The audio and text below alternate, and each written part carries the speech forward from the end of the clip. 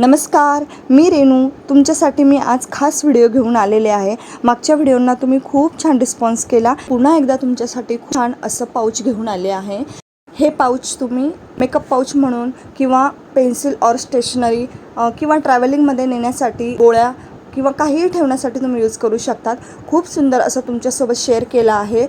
त्याचप्रमाणे या व्हिडिओमध्ये मी खूप छोट्या छोट्या ट्रिक्स सांगितलेल्या आहे. साईड शिलाई कशी करायची, कच्ची शिलाई कशी करायची, त्यावरनं आपण फिनिशिंगमध्ये शिलाई कशी करू शकतो, साईडच्या शिलाईला जर नॉनवन नसेल तर कशा पद्धतीने आपण पॅक करू शकतो, एक्स्ट्राचं कापड कट करताना काय काळजी घ्यायची, खालचा कापड एअर पकडून बाहेर येतो त्यावेळी तो कसा वाचवायचा, हे आज मी तुम्हाला या व्हिडिओमध्ये सांगणार आहे. एकदम छोटे छोटे ट्रिक्स तुमच्यासोबत शेअर केलेले आहे. त्यासाठी व्हिडिओ शेवटपर्यंत बघा.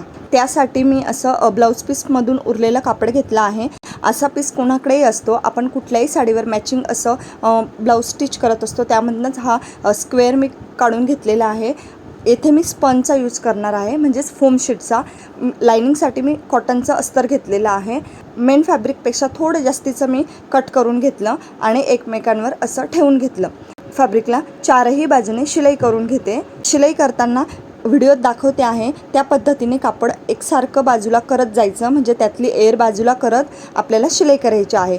आणि एक्स्ट्राचं कापड कट करून घेऊया.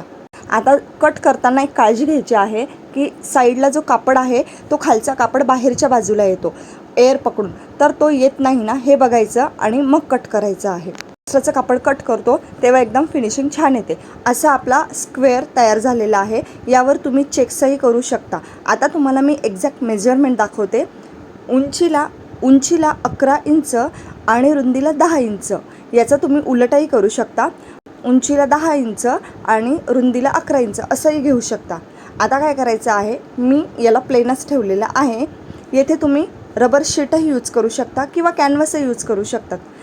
मी येथे फोम शीट यूज करून दाखवले आहे. फोम शीटनेही खूप छान फिनिशिंग येते. आता आपल्याला फोल्ड करायचं आहे.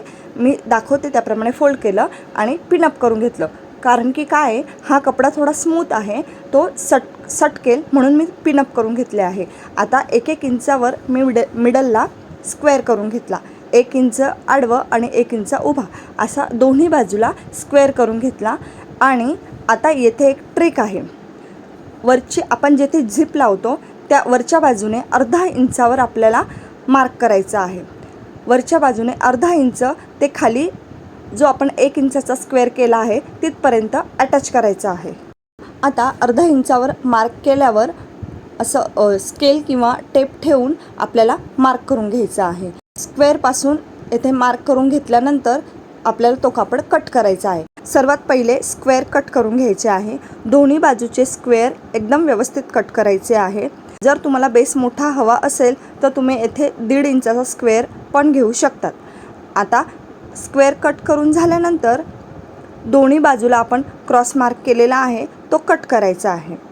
आणि कट केल्यानंतर जे पिनअप केलेलं आहे ते काढून घ्यायचं आहे. दोन्ही बाजूला एकदम एकसारखं कट करायचं आहे. अशा पद्धतीने पाऊचची कटिंग झालेली आहे. आता जेथे आपण कट केलं आहे तेथे पुन्हा एकदा शिलाई करायची आहे. म्हणजे काय होईल का आपण जेव्हा पाऊच स्टिच करू तेव्हा कपडा कमी जास्त होणार नाही आणि सटकणार नाही. जर तुम्ही यावर चेक्स केले असतील तर तुम्हाला शिलाई करण्याची गरज पडणार नाही. मी येथे प्लेनच कापड ठेवलेले आहे त्यामुळे मला इथे शिलाई करावी लागत आहे. आता शिलाई करून घेतली. सेम दोन्ही बाजूला शिलाई करून घेतली आहे. आता आपलं कुठलाही कापड हलणार नाही. जर तुम्हाला वाटत असेल तर मिडललाही तुम्ही शिलाई करू शकता. आता मी झिप घेतली आहे आणि त्याचे 2 पार्ट करून घेतले आहे. पाऊचच्या सीध्या बाजूला आपण सीधी झिप ठेवायची आहे आणि शिलाई करायची आहे. आता इथे शिलाई करताना खूप खेटून आणि खूप दुरून अशी शिलाई करायची नाही आहे. मिडलला शिलाई करायची आहे. याचा तुम्ही लूक बघू शकता. खूप सुंदर फिनिशिंगमध्ये झिप लागली जाते. फिनिशिंगमध्ये झिप कशी लावायची तर या पद्धतीने लावायची. खूप खेटून शिलाई करायची नाही किंवा खूप दूरही शिलाई करायची नाही. अशा पद्धतीने शिलाई करायची. दोन्ही बाजूला मी झिप लावून घेतली. आता आपल्याला प्रेस स्टिच करायची आहे. आता येथे प्रेस स्टिच करताना खूप खेटून करायची नाही.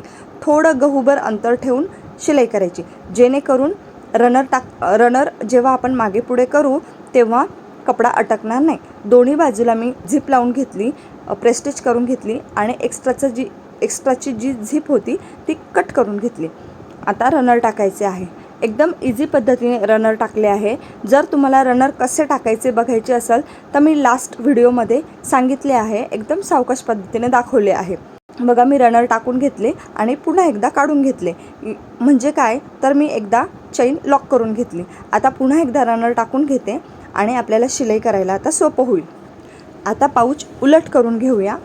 आता झिपच्या बाजूने शिलाई करते आहे. दोन्ही झिप एकसारख्या पकडून शिलाई करायची आहे आणि एकदम जास्त कपडा घ्यायचा नाही. एका बाजूला शिलाई केल्यानंतर दुसऱ्या बाजूलाही शिलाई करून घेते.